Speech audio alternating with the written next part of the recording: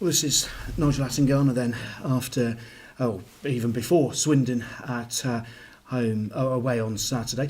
Nigel, how happy have you been with the last couple of performances? Because you've got results against two teams who are right up there. Exactly. We done all right against the top of the league, two big teams. I'm very pleased about the performance. Was a very good point last night, and against Luton. We deserve more against Luton, but we're happy as well about the draw. Now we have to be focused on Saturday and doing the same performance. You got a touch of cramp against Notts County. Yes. How are you? Are you finding fit to train this morning? Yeah, I'm very good. My mom was there. Sometimes when you got family, you get too excited. That's why. But I'm feeling good. You're not going to ban her from watching you again, though, are you? No. No, I'm feeling very good. And the other thing it does show, both you and Carl Winchester got cramp. It shows the work rate that's going into performances at the moment. Yeah, I think everyone worked very hard. We know when we play against team like that, we have to all work very hard, and that's what the gaffer ask us to do. And I think we done that during the last 2 days, 2 games. Sorry.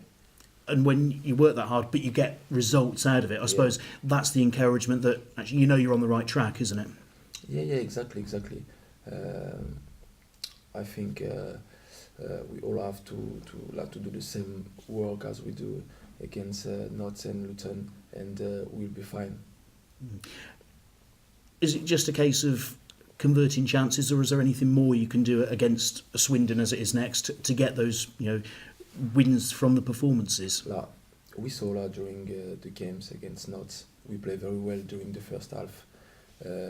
We played very good football, but we didn't create any chances basically during the first half. It was much better during the second half with Brian, when Brian came on.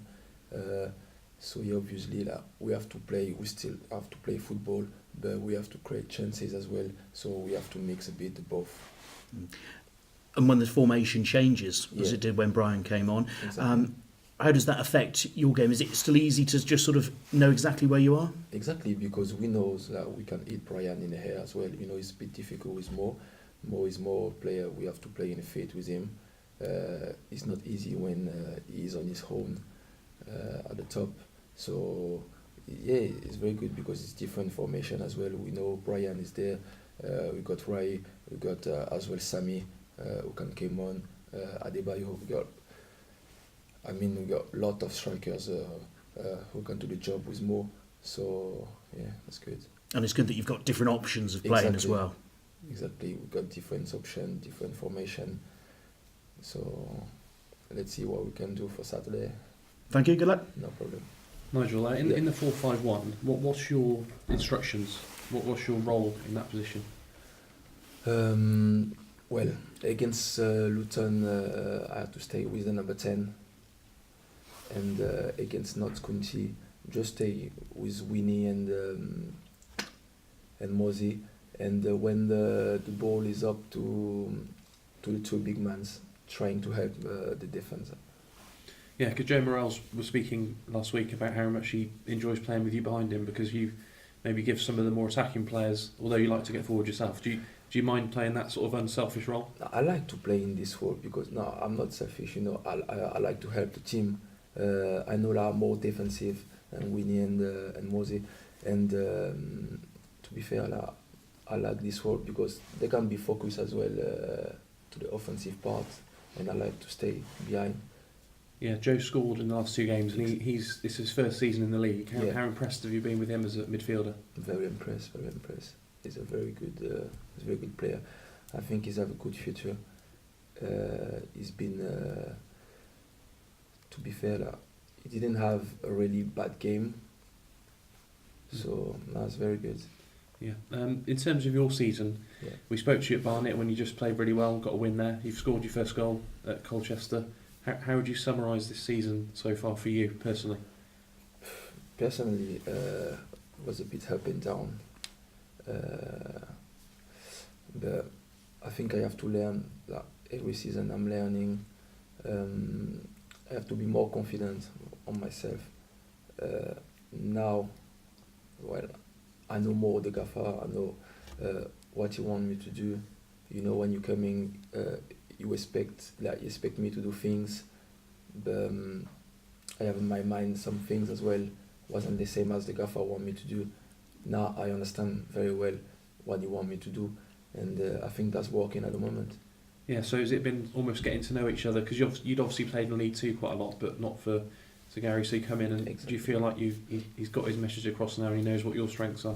Yes, I think now he knows well. I know what he want me to do, so I'm trying to play his football. Yeah, and you've got another year here. So Yeah. do you feel like you're now establishing yourself, properly in the team, hopefully to stay? Yes, hopefully. And if I'm staying next season, I would be feeling more comfortable. Yeah, thanks, Nigel. No Where Cheltenham are looking like they're going to finish in a mid-table position, what kind of things keeps players motivated and keep you going where you might not be playing for anything come the end of the season? I think we have a project. Like when I came here, the project was to go into the playoff for the first season. But if we can't do, that will be for the next season. So we always working. If it's not for this season, for the next season. Yeah, so is that always on your mind just to keep going for next season and try and push for a place in a competitive side? Always, I think when you're a professional footballer, you have to be goals. Yeah, you have to think about the next day, about the next days. So yeah, now it will be a bit difficult to make the playoff this season. So we're all thinking about the next season now. Cheers, Nigel. Cheers, thank you very much. Thank you, Nigel.